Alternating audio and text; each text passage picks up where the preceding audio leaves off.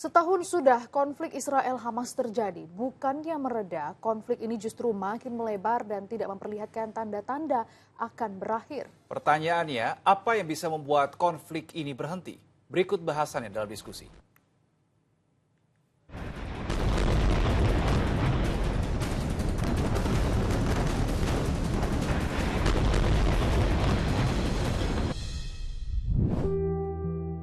Sadar nggak kalau ternyata konflik antara Israel dan Palestina ini sudah berlangsung selama 1 tahun lamanya.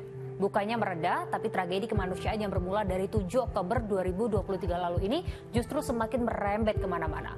Lalu, sampai kapan perang akan berakhir?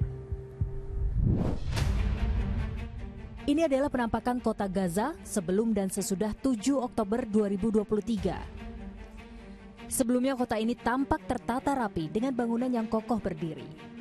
Tapi setelah perang pecah, jalur Gaza porak-poranda. Oke, saya coba ringkas awal mula konflik ini terjadi.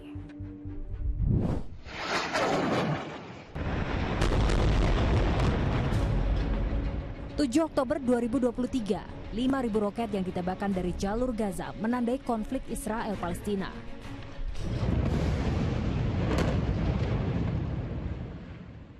Serangan ini sebagai bentuk respons dari blokade yang terjadi di Gaza selama 17 tahun.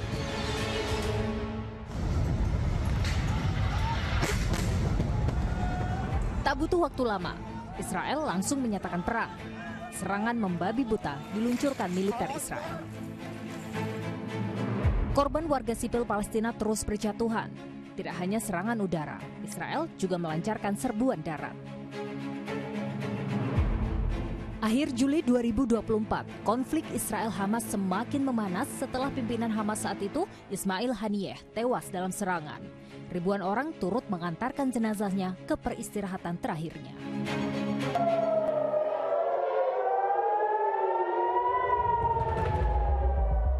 Kematian Haniyeh mengundang reaksi dari militan Hizbullah yang berbasis di Lebanon.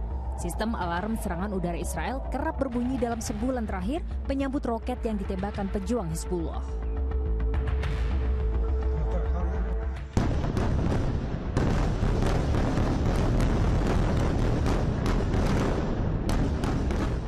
Israel tak tinggal diam. Siang malam sejumlah wilayah Lebanon terkena balasan gempuran rudal dari Israel.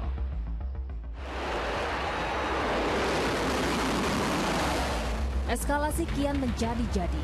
Dalam beberapa hari terakhir, Iran turut menyerang ke wilayah Israel. Rudal-rudal hipersonik Iran membobol sistem pertahanan udara Israel yang terkenal Iron Dome.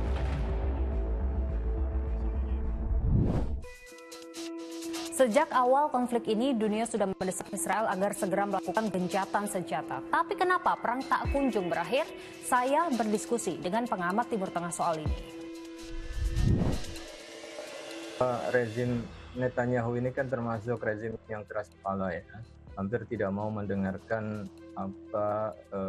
catatan-catatan maupun juga pesan-pesan dari dunia internasional, termasuk juga dari sekutu dekatnya. Terhadap Amerika saja banyak hal yang kemudian juga tidak diikuti. Nah ini saya kira menjadi masalah ya, the problem adalah Netanyahu.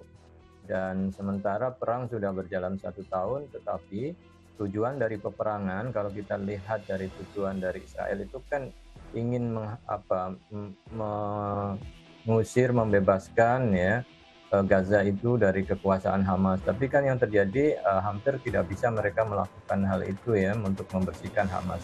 Jadi itu saya kira sudah menjadi kegagalan. Yang kedua juga mereka ingin mengembalikan tawan-tawanan perang itu ya ke Israel, dan itu kan juga tidak bisa dilakukan. Yang terjadi adalah justru korban-korban dari rakyat sipil yang terjadi, yang itu disebut sebagai aksi-aksi genosida. Setelah setahun lamanya, mungkinkah perang ini akan berakhir dalam waktu dekat? Ya itu bisa terjadi kalau Israel ya dipaksa untuk menghentikan serangan dan mau masuk di dalam meja perundingan, dan itu akan dilalui dengan gencatan senjata.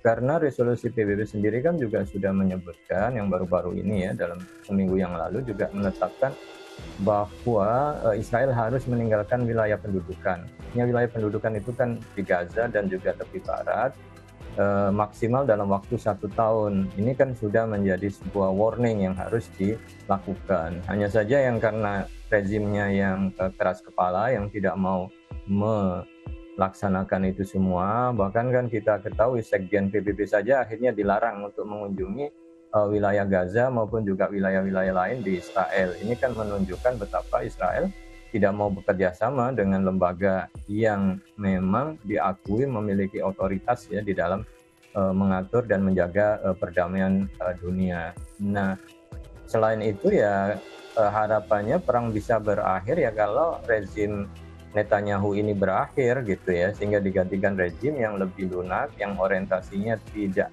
membumi hanguskan Palestina, yang memiliki visi untuk berdamai dengan negara tetangga, termasuk juga berdamai dengan Palestina.